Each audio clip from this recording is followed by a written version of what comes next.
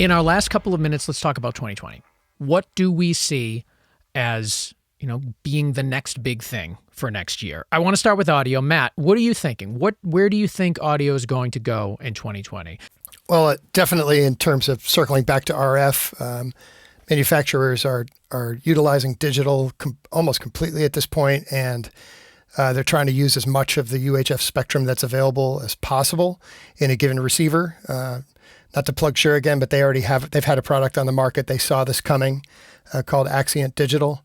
They don't make a portable right now, so that's definitely something to be concerned about for them.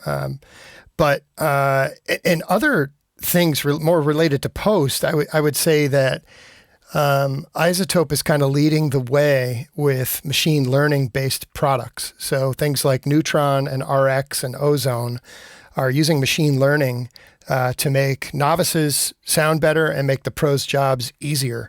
So in an RX 1 second sample, they illustrate, and I'll put a link to this too, that upwards to 100,000 decisions need to be made on how to correct something. And what better way to do that than with machine learning?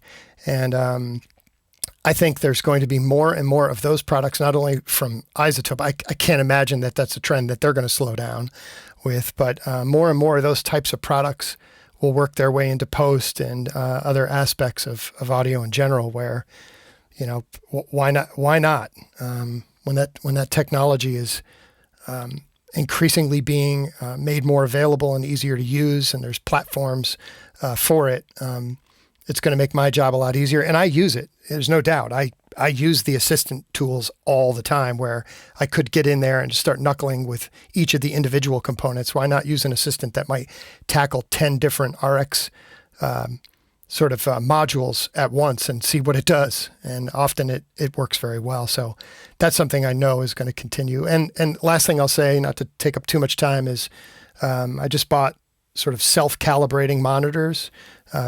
These types of monitors been on the market for a long time, but I can't imagine that more and more companies are going to do this with Genelec and even Fulcrum Acoustic kind of leading the way. But Genelec does it. They do it in a very special way, and they calibrate to the room they're in.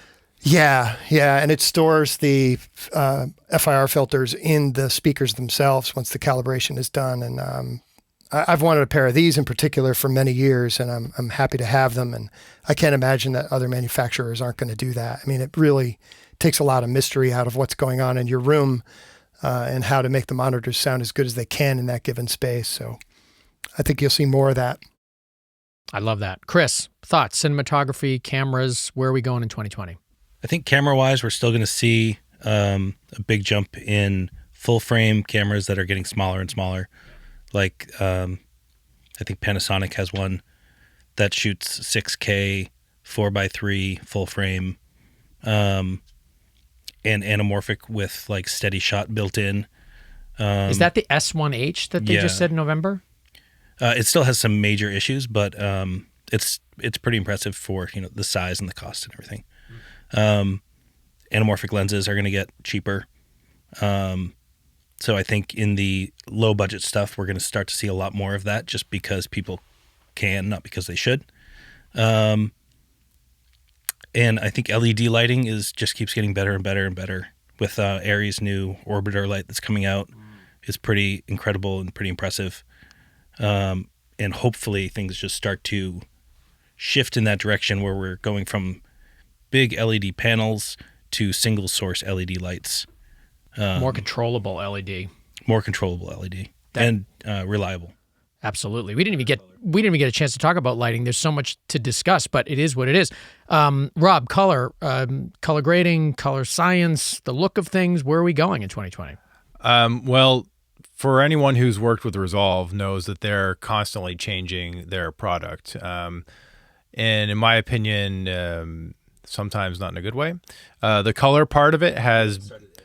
Not yet, or visual effects or audio. The color side of it stayed really solid, and it's amazing. It's really, really good. And I just hope that that integration of color and visual effects, the line is getting more and more blurred. And I don't necessarily think that's a bad thing.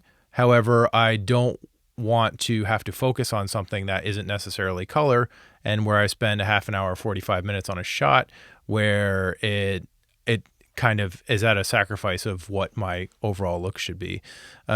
So I feel like that's going to continue to be developed whether you want it or not, because ultimately what Blackmagic is trying to do is they're trying to make an all-in-one toolkit.